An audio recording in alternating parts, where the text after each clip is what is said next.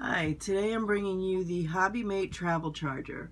It is designed to be an international charger, and you can see it's a nice compact box, everything you need.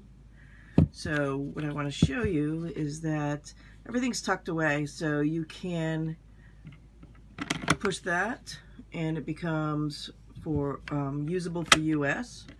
If you go this way, it's usable for UK.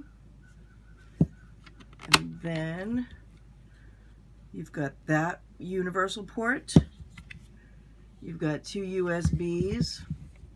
And you also have this switch for Europe, which, see if I can do it one hand. Not sure if I can do it one hand. But anyway, that will pull this piece out.